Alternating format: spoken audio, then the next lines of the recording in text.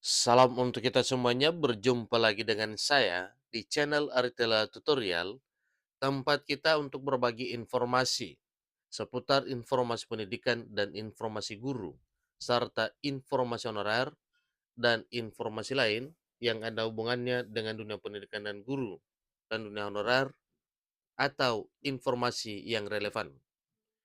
Pada pertemuan ini, saya menyapa seluruh Bapak Ibu honorer setanah air yang selalu setia melaksanakan tugas tanpa mengenal lelah sesuai dengan bidangnya masing-masing dalam melaksanakan kegiatan pelayanan publik di instansi pemerintah pusat, demikian dengan instansi pemerintah daerah.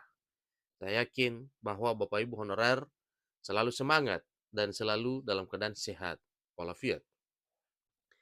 Pada pertemuan ini, ada satu hal penting yang perlu saya bagikan kepada seluruh Bapak Ibu honorer dan tidak ketinggalan kepada seluruh masyarakat Indonesia terkait dengan 1,6 juta tenaga honorer akan dialihkan status jadi pegawai pemerintah dengan perjanjian kerja paruh waktu lewat tahap ini.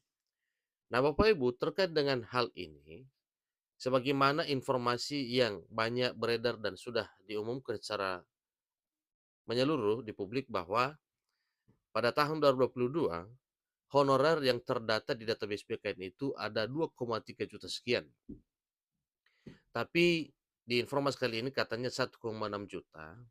Ini hasil setelah dikurangi honorer yang telah terdaftar dalam database BKN dan berhasil lulus pada seleksi ASN mulai tahun 2021 sampai di tahun 2023 tahun ini nantinya.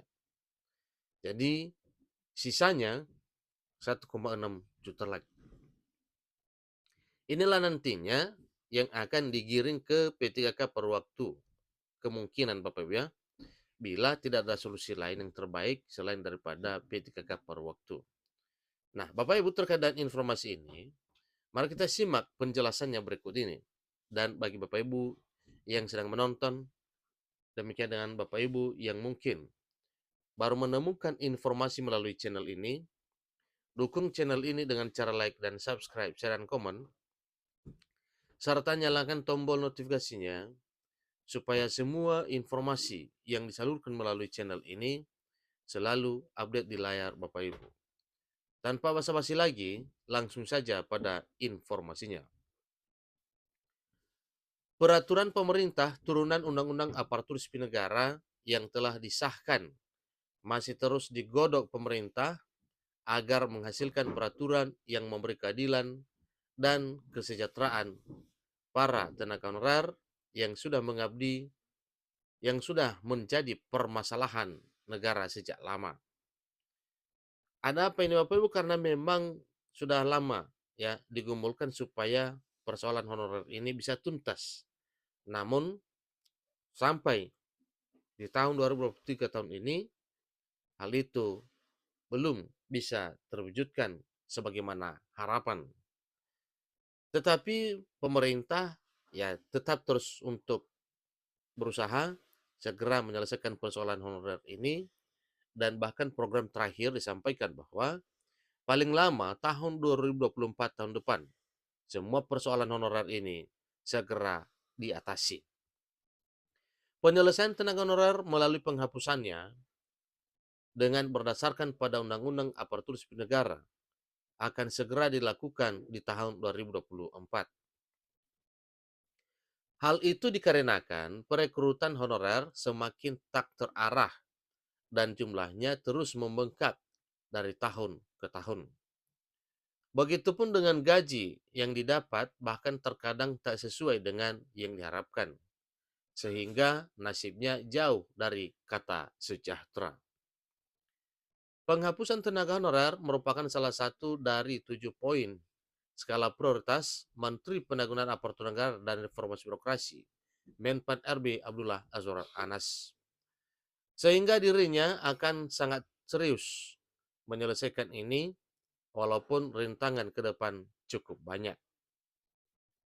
Tenaga honorer yang menunggu diangkat menjadi P3K hingga tahun 2024 diproyeksikan berjumlah 1.605.694 orang dengan rincian 130.000 495 orang ex-THK2 dan 1.475.199 tenaga honorer kategori umum.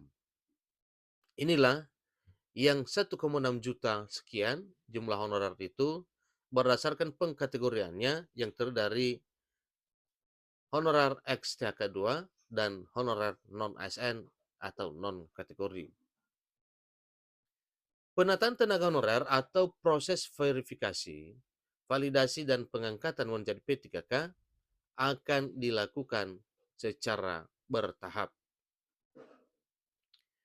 Dalam rapat kerja bersama dengan Komisi 2 Dewan Perwakilan Rakyat Republik Indonesia, Menteri Pendayagunaan Aparatur Negara dan Reformasi Birokrasi Menpan RB Abdullah Azwar Anas mengatakan bahwa tenaga honorer yang lolos tahap validasi dan verifikasi data maka otomatis akan dialihkan status menjadi P3K paruh waktu. Ingat Bapak Ibu ya, ini pernyataan Menpan RB pada rapat kerja Komisi 2 DPR RI. Menpan RB juga menjelaskan konsep kriteria P3K paruh waktu berikut ini.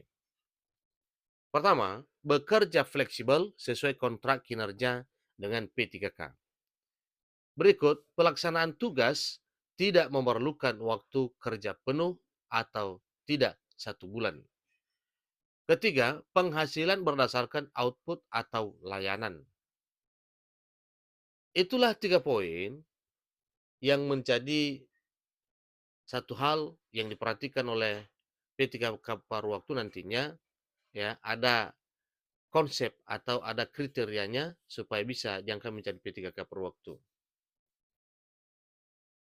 Untuk sampai pada tahap P3K penuh waktu dengan kontrak kerja penuh hingga 1 bulan dan penghasilan yang berbeda, P3K paruh waktu akan dinilai kinerjanya dalam platform digital. Jadi, dengan nantinya memenuhi syarat sesuai dengan penilaian, maka jelas para P3K paruh waktu dialih statuskan menjadi P3K penuh waktu. Peringkat terbaik akan dijadikan prioritas pengangkatan P3K penuh waktu berdasarkan kebutuhan formasi. Perluasan P3K itu sendiri dimaksudkan untuk menghindari PHK massal, pembengkakan anggaran, dan penurunan pendapatan.